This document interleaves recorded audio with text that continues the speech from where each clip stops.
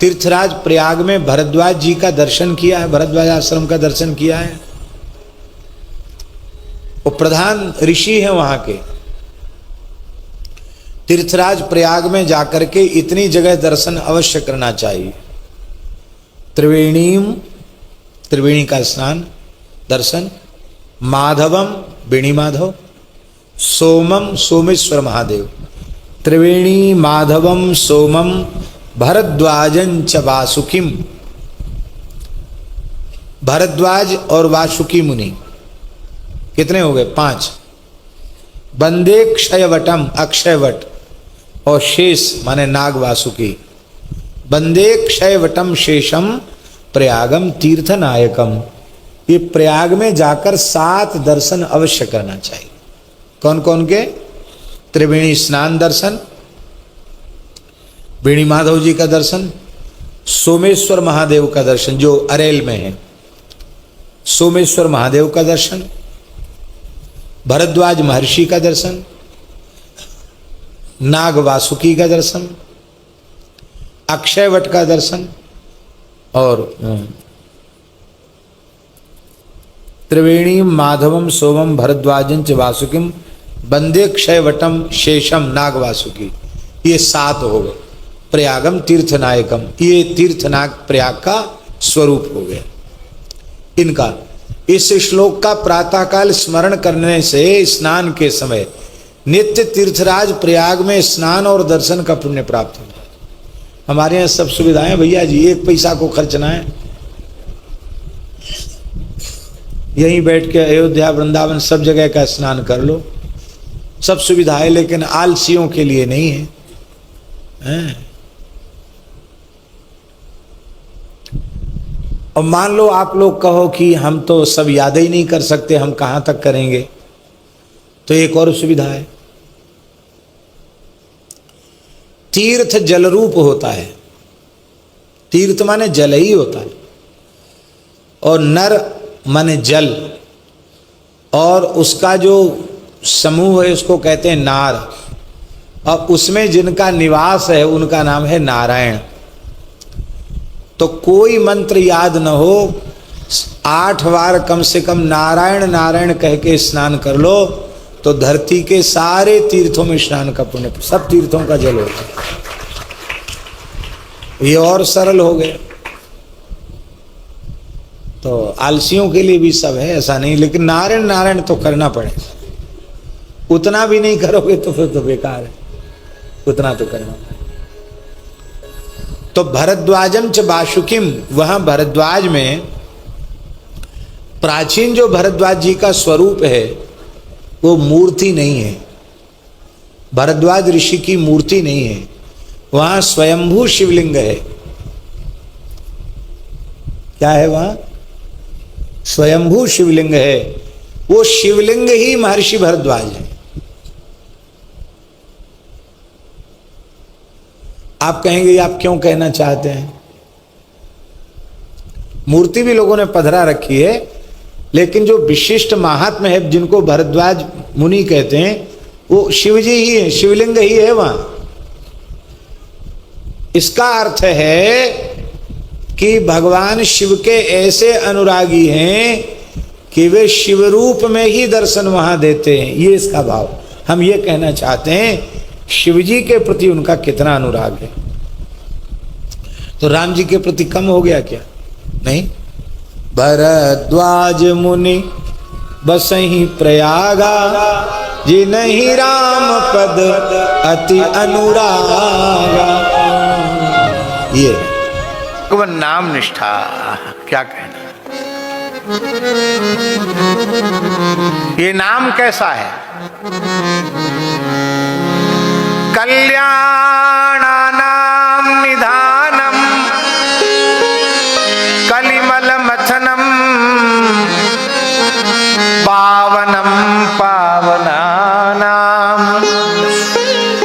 पाथेयं यन्मुमुक्षो सपदि परपद प्राप्तये प्रस्थितस्य विश्रामस्थानमेकं कविवर वचसां जीवनम सज्जनानां बीजं धर्मद्रुमस्य प्रभवतु भवतां भूतये राम नाम। समस्त कल्याणों का निधान है, खजाना है श्री राम नाम। कली के संपूर्ण दोषों का मथन कर देने वाला राम नाम है। पवित्रों को भी परम पवित्र बना देने वाला है, द्वारा उनके जीवन में अपावनता न आवे ऐसी व्यवस्था बना देने वाला है। और जो भगवान के चरणों तक पहुंचना चाहते हैं उनके लिए तो राम नाम पाथे है।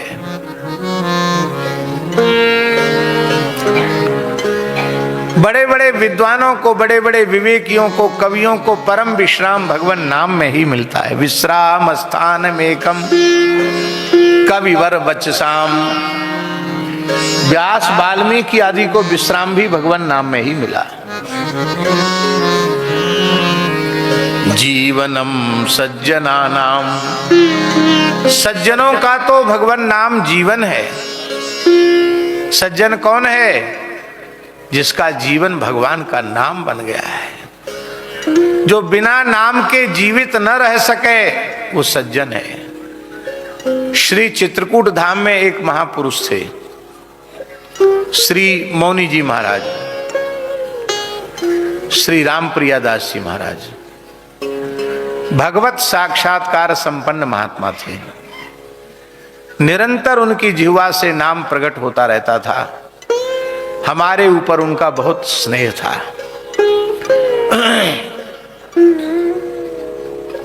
बड़ी कृपा थी। संयोग की बात है, चैत्र नवरात्रि के अवसर पर जब हम चित्रकूट गए थे उसी समय उनका शरीर शांत हुआ।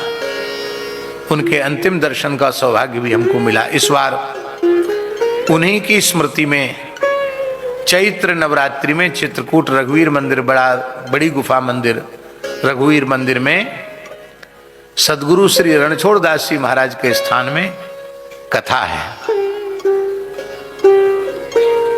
श्री राम कथा है।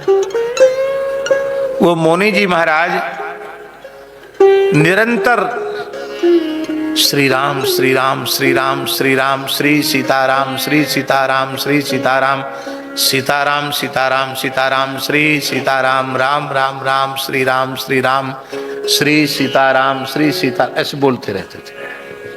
कथा सुनने बैठे थे तो माला लेकर बैठते थे, क्यों? फिर बोलेंगे तो कथा में विघ्न होगा। बाकी हर समय उनके उच्चारण होता राम राम राम श्री सीताराम सीताराम सीताराम श्री सीताराम। अभ्यास पड़ चुका है।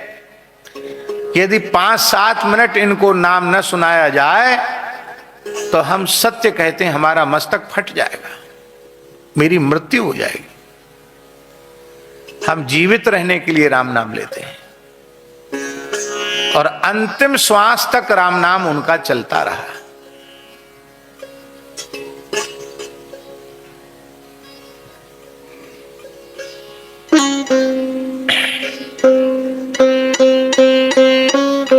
सौ वर्ष से भी बहुत अधिक आयु प्राप्त करके वे भगवत धाम गए। बड़ा दिव्य जीवन था। उन जमानों की बात है जब वो चित्रकूट में थे। शेर आदि खूब थे चित्रकूट में, उसमें घनघोर जंगल था। तो एक ऐसा शेर था जिसको मनुष्य के मांस का स्वाद लग चुका था। तो ऐसा कहते हैं कि जब शेर मनुष्य को खा जाता है तो फिर दूसरा मांस पसंद नहीं करता, नरभक्षी हो जाता है। तो जंगल के उस मार्ग से लोगों का आवागमन बंद हो गया था। फिर बाबा जी वहां से चले। शेर दहाड़ता हुआ आया। इधर शेर ने दहाड़ लगाई और इधर महाराज ने दहाड़ लगाई। भर्जनम भवबीजानाम अर्जनम सुख संगतम संपदाम तर्जनम यमदूतानाम राम रामेति गर्जनम। जैसे ही राम नाम की गर्जना की सो सिंह हतप्रभ हो गया। और तो और दूसरे साधु देखते रह गए, वो तो थर थर कांप रहे थे। और बाबा गए, शेर के सिर पे हाथ और धर दिया, कहा बच्चा राम राम करो, अब बहुत हो गया। और वो शेर उनका चेला हो गया। मंगलदास नाम रखा उसका नाम उन्होंने मंगलदास रख दिया। बोले तो बच्चा आज से हमारा चेला हो गया, अब राम नाम का जप किया कर, तेरा नाम अब आज से मंगलदास हो गया। तो जब जंगल में मंगलदास को बुलाते थे तब गुरुजी को दंडोत करने आ जाता था। ये कोई 1500 साल पुरानी घटना नहीं है, उन संत की घटना है जिन संत का दर्शन हमने लंबे समय तक किया।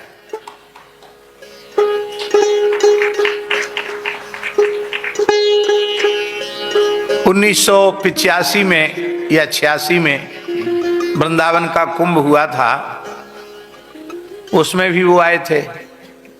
उस समय रंगीन कैमरे नहीं चले थे, ब्लैक एंड व्हाइट कैमरे थे। तो हम उनको, बालक ही थे हमने हाथ पकड़ लिया, बोले बाबा जी आपके साथ फोटो खिंचाएंगे। तो अपने धूना लगा के बैठे थे, सारे शरीर में भस्म रमाते थे उस समय वो, पर इतने सरल थे।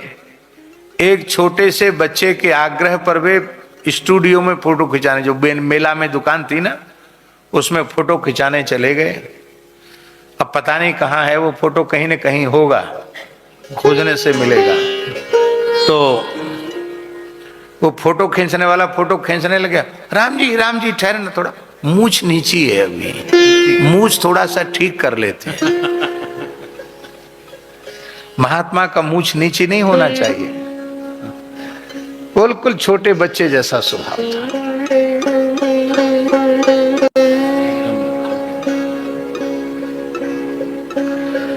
रामनगर की रामलीला में, काशी में जो होती है, उसमें ठाकुर जी के वाहन वही बनते थे। ठाकुर जी को कंधे पे लेकर एक स्थल से दूसरे स्थल तक दौड़ के ले जाना। एक बार रामनगर की लीला हो रही थी, ध्यान से सुने, रामनगर की रामलीला हो रही थी और सीता हरण का प्रसंग था। तो वो तो इतने भावुक संत थे, वो ये भूल गए कि लीला हो रही है। उनको लगा सच्चे में मेरी माता जानकी जी को ये दुष्ट ले जा रहा है। तो गर्जना करते हुए कूद पड़े मंच पर, उठा के रावण को धड़ाम से पटक दिया। तू मेरे रहते मेरी मां को कैसे ले जा सकता है? पटक दिया रावण को उठा के, और फिर भावावेश में मूर्छा में चले गए। ऐसे संत थे राम जी। जीवनम सज्जना नाम, सच्चा सज्जन कौन है? जिसका जीवन भगवान का नाम है। सज्जन की परिभाषा यही है, राम राम ते ही सुमिरन कीन्हा, राम राम ते ही सुमिरन कीन्हा, हृदय हरस कपि सज्जन चीन्हा, हृदय हरस कपि सज्जन चीन्हा, हृदय हरस कपि सज्जन चीन्हा, हृदय हरस कपि सज्जन चीन्हा।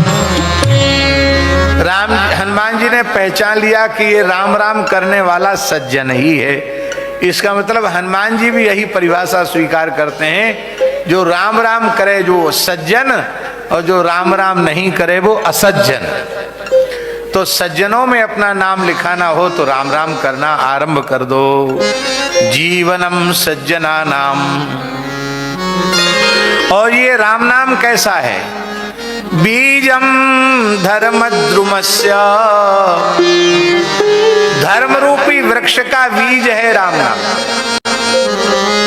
जैसे बीज के बिना वृक्ष नहीं होता, ऐसे ही धर्म का उद्भव बिना भगवान नाम के जीवन में होता ही नहीं। नाम बीज से ही धर्म वृक्ष उत्पन्न होता है।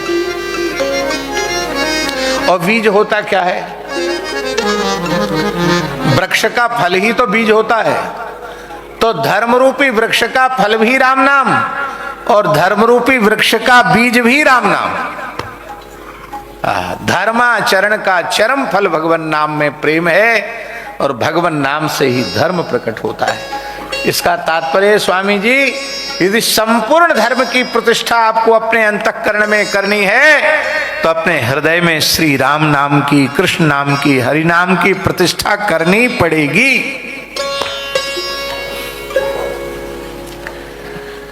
कितनी महिमा है, वर्णन नहीं कर सकते। का अपने भक्तों की परीक्षा लेते हैं। क्या करते हैं? भगवान भक्तों की परीक्षा लेते हैं। भक्त कहते किसको हैं? भगवान अत्यंत करुणामय है। एक बार भी जिसने अपनी वाणी से कह दिया तवास्मी तिच याचते, तब अस्मि इति च याचते, एक बार कह दिया हे नाथ, हे श्री रंगनाथ, मैं आपका हूं, आप ही एकमात्र मेरे हो, मैं आपका हूं, तो इतने मात्र से अभयम सर्वभूतेभ्यो ददाम्ये तद्व्रतम मम, मैं सबसे अभय कर देता हूं। एक बार भी कहने से भगवान शरणागति को स्वीकार कर लेते हैं। केवल ऊर्ध्व पुण्य धारण कर ले, केवल तुलसी धारण कर ले, केवल भगवान नाम का आश्रय ले ले, इतने से ही जीव का कल्याण हो जाता है और जीव को भगवान अपना भक्त मान लेते हैं। इतने उदार हैं। और इतना ही नहीं, भक्त के संपर्क संबंध में जो आने वाले विमुख प्राणी हैं उनको भी भगवान भक्त के संबंध से भगवदीय मान लेते हैं। परम धर्मनिष्ठ विभीषण भगवत शरणागत हैं और विभीषण के कारण उन सर्वथा धर्म सदाचार शून्य राक्षसों को भी भगवान ने विनाश नहीं किया। कब तक? जब तक विभीषण को तिरस्कृत करके लंका से बाहर नहीं निकाला गया। तो लंका में राक्षसों की समृद्धि का कारण विभीषण जैसे संत का वहां निवास करना, विभीषण का इसके संबंध का आदर करके भगवान ने उनकी रक्षा की। तो भगवान नाम मात्र के संबंध का भी आदर करते हैं, किंतु जो श्रेष्ठ वैष्णव होते हैं, भागवत पुरुष होते हैं, वे अकारत्रय संपन्न होते हैं। अकारत्रय संपन्नाः महाभागवता स्मृताः, और अकारत्रय संपन्नता ही वस्तुतः भागवत धर्म है। अकारत्रय संपन्नता ही वैष्णवता है। अकारत्रय संपन्नता ही पूर्ण प्रपत्ति है।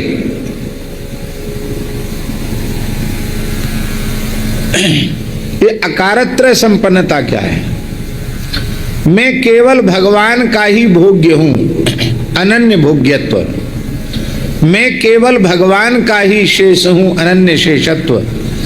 और मैं केवल भगवान के ही योग्य हूं और भगवान ही मेरे योग्य हैं, यह है अनन्य अर्हत्व। और इन तीनों की प्रतिष्ठा जिसमें होती है, उस शरणागत भक्त के जीवन में भगवान की कृपा का अनुकूल से अनुकूल और प्रतिकूल से प्रतिकूल परिस्थिति में निरंतर भगवत कृपा का अनुसंधान होने लग जाता है। फिर अनुकूलता प्रतिकूलता नहीं रह जाती है। तो भगवान अभिमन्यु की वीर गति के माध्यम से अपने परम भक्त, परम भागवत, अकारत्रय संपन्न पांडवों की भक्ति को सर्वोपरि रूप में प्रमाणित करना चाहते हैं।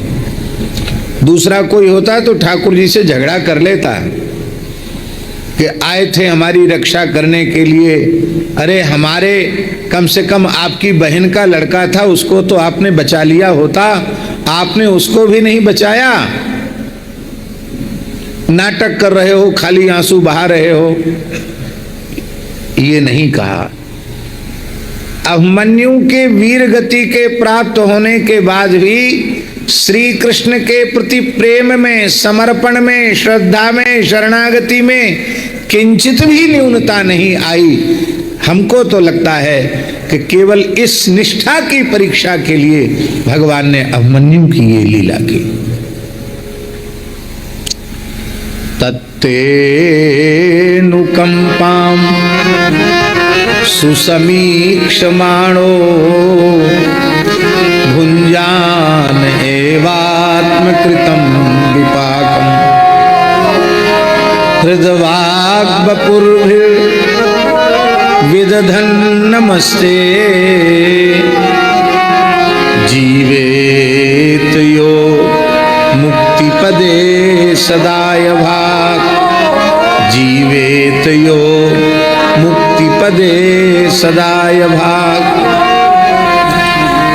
ब्रह्मा जी महाराज कह रहे हैं, परम भागवत श्री ब्रह्मा जी कह रहे हैं कि जो आपकी कृपा का निरंतर चिंतन नहीं, सुसमीक्षमाण, ईक्ष धातु संदर्शन, ईक्ष संदर्शन है, दर्शन के अर्थ में है, और सानच प्रत्यय लगा करके ईक्षमाण, ईक्षमाण माने जो भगवान की कृपा का दर्शन अनुकूल से अनुकूल परिस्थिति में तो करता ही है, प्रतिकूल से प्रतिकूल परिस्थिति में भी भगवान की कृपा का प्रत्यक्ष दर्शन करता है। इसी को समझाने के लिए सुसम दो उपसर्ग लगाए। इसका तात्पर्य है कि बहुत से लोग ऐसे होते हैं माताजी जो कहते हैं पहले तो भगवान की बहुत कृपा थी, अब तो कुछ ढीली ढाली लग रही है, पता नहीं भगवान क्यों रूठ गए हैं हमसे। ब्रह्मा जी कहते श्रेष्ठ भक्त नहीं है, वो कहते पहले कृपा थी अब नहीं है। और जो लोग कहते हैं कि चलो लाइन में तो हम भी लगे हैं, कभी न कभी कृपा तो हो ही जाएगी, ब्रह्मा जी कहते वो भी भक्त नहीं। भक्त वे हैं जो वर्तमान क्षण में अनुकूल से अनुकूल परिस्थिति हो अथवा प्रतिकूल से प्रतिकूल परिस्थिति हो, भगवान की कृपा का प्रत्यक्ष दर्शन करते हैं। अब देख लिए, मरने के बाद किसका क्या होगा कोई प्रतिज्ञा पूर्वक कह सकता है क्या? कोई सिद्ध कोटि के भगवत भक्त हो वो तो कह सकते हैं, हमारे जैसे कलिमल ग्रसित प्राणी तो कुछ भी नहीं बोल सकते। पर भगवान की प्रत्यक्ष कृपा का दर्शन करें कि पहले तो भगवान ने धर्म प्राण भारतवर्ष की धरती पर हमें मनुष्य जन्म दिया। मनुष्य जन्म में भी सर्वोत्तम कुल में जन्म दिया, उसमें भी भागवतों की सन्निधि प्रदान की, अपनी शरणागति प्रदान की, गुरुजनों के चरणाश्रय में बैठ करके कुछ शास्त्र के श्रवण का सौभाग्य मिला।